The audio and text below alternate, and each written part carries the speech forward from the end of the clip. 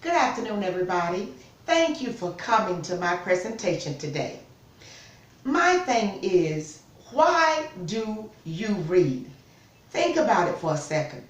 There is no one answer. In fact, when doing research for this presentation, I noticed more than 100 reasons as to why people read.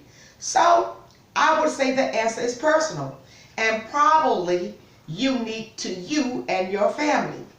People have different reasons for reading. Do they learn? Well, let me tell you, the main purpose of reading is learning. Are you learning to cook a new dish? Are you reading the directions? And are you reading to your children in the morning or at night? Do you think that that's going to help them grow?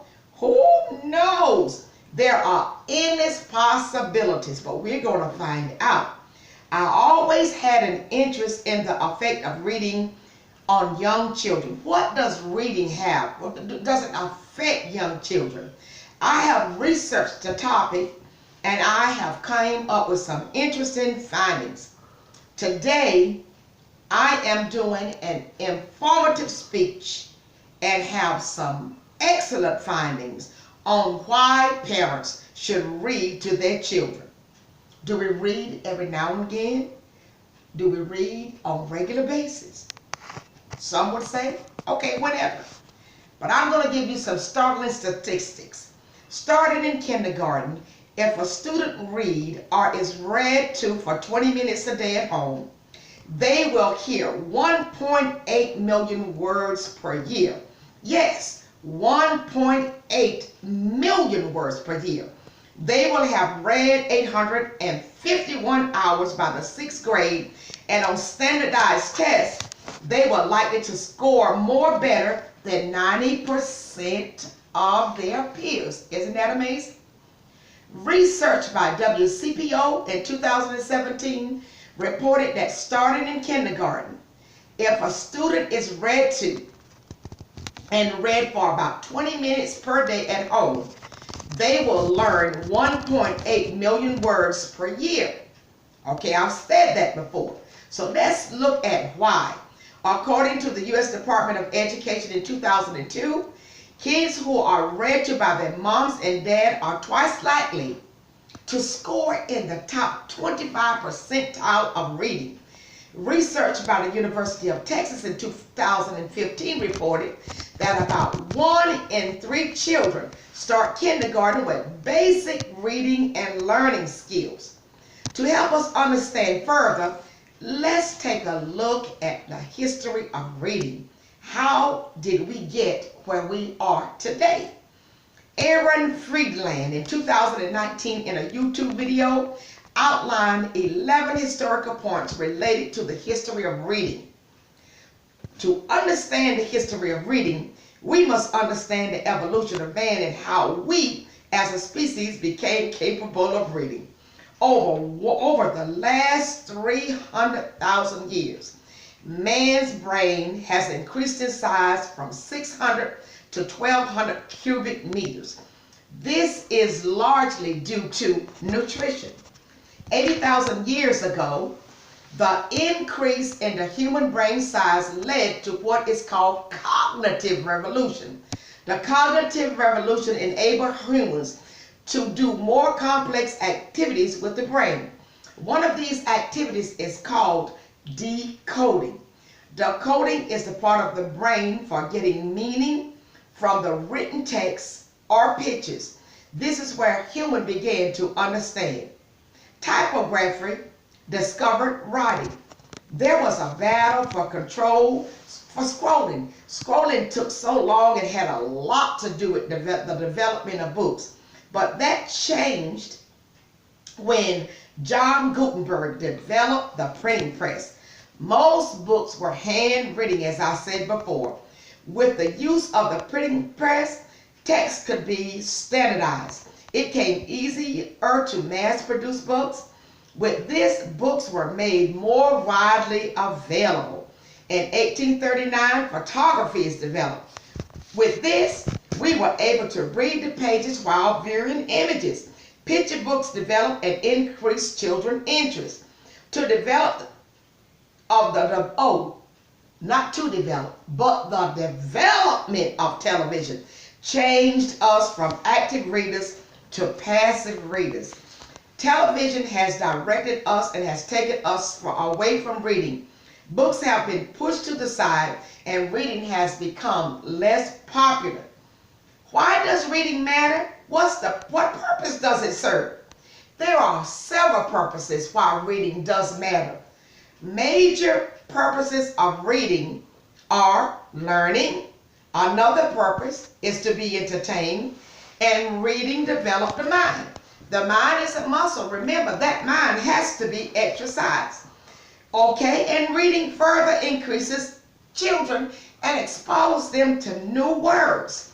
According to the U.S. Department of Education in 2002, reading to a child for 30 minutes per day from infancy helped prepare the children to learn. At 5 years old, they have begun to understand and how to connect and put words together. Kindergarten with far fewer hours of literacy than the child who has been read to daily from infancy is a little run behind. And no matter how far or what the teacher can do, they can't make up for that loss. And that's one of the reasons why it's important for parents to read to the children. Children develop much of their capacity for learning in the first 3 years of their life, when their brain grows about 90% of their weight. Did you know that? That's an important fact for you to know. When parents talk, sing, and read to their child, links among the children's brain cells are strengthened and new cell links are formed. The more you use your brain, the stronger and healthier it is. A recent study conducted by the Literacy Project in 2019 reported that children stimulates the left side of the brain. This is the area where the brain is where language develops. Joseph Addison and the 17th century English writer wrote, "Reading to the mind is what exercise is to the body." According to the Women's Source magazine in 2017, children develop most of the capacity of learning the first 3 years of life, when their brain, like I said, is about 90% of their actual weight. When parents talk, sing, and read to the child, all of those links are formed, and that's why it is so important. It is the perfect time to put everything else aside and just spend time with the family, and we call that family time. According to the Women's Conference magazine in 2017, whenever adults read to the child at least just for a few minutes, many important things happen. They experience a pleasurable connection.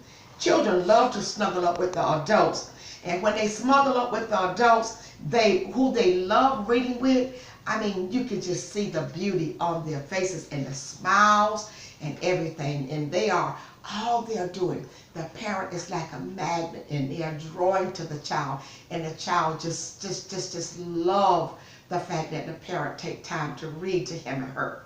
The connection is made with the teacher too, but they are not as important as the family, and the connection is not as important with the teacher-child relationship as it is with the parent-child relationship.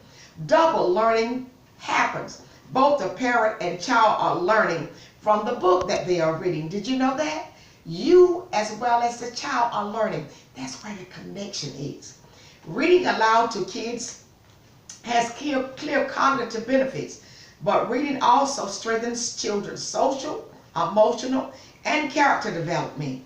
According to a recent published study, reading to very young children is linked to decreased level of aggression, hyperactivity, and attention difficulties. Deborah Farmer-Kirk tells us that reading a book and hearing stories stimulates a child's imagination through adventure, characters, and illustrations. According to Robbie Shadell in 2019, books introduce children to new ideas, experiences, concepts, and behaviors that they may not encounter in their own lives. Encouraging children to read wide varieties of books of gender and fantasy, nonfiction, comedy, poetry, historical fictions open up their minds and allow them to explore new information. They also invite culture and lead them to gestures of understanding, empathy. The most important aspect of mother talk is the amount. Mothers who frequently speak to their infants have their children learn almost 300 more words by age 2 than children whose mothers rarely spoke to them. Did you know that? That's a fact. Project.org in 2019 reports the more you listen, the greater the child is likely to learn new vocabulary words. And when listening with special friends, the opportunities for playing creatively and acting out parts of the story are endless. I witness that every day through dramatic play while the children are playing in my daycare center. You don't have to spend a fortune on books or tapes. Use things that you have in your home.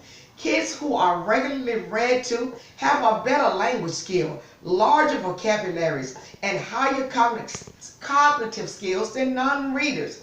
Women Conference magazine in 2017 reports because reading plays such a crucial role in a child's life and can affect a student's self-esteem, it's important to be aware of the literacy struggle disproportionately, how it affects children. We have to read to them. If you don't read, if you can't read, you cannot lead. And we want leaders, so therefore reading is not only fundamental, it's an important part of the growth aspect and the milestones for children. And in my conclusion, this is what I want to say. I'm sure we as parents always want to do what is best for our children. When they are hungry, we make sure that they have plenty to eat. When it's cold outside, we make sure that they are dressed appropriately for the winter. If valid and reliable research tell us reading to our child has benefits, why won't we? Why won't we at least try? We need to try to make sure to expose them to as much reading material as possible. We often heard the phrase, again, reading is fundamental. But have we ever really thought about what that means? After thorough reading and researching this topic, I am confident with saying and believing that parents should read to their children on a regular basis to expand their knowledge of words. I wanted to say it 3 times because I want to make sure I'm getting through to you. I have found at least 100 reasons why children should be exposed to books and reading. The month of March has been designated as National Reading Month. This is the perfect time to encourage your children and dive into new books to expand their ability to see, hear, taste, touch, and feel the world that's around them. I hope you have enjoyed this presentation, and I hope I made myself very clear as to why it's not just important. It is extremely important to extend a child's vocabulary from infancy to toddlerhood, from toddlers to 4 and 5-year-olds, and throughout life. Thank you.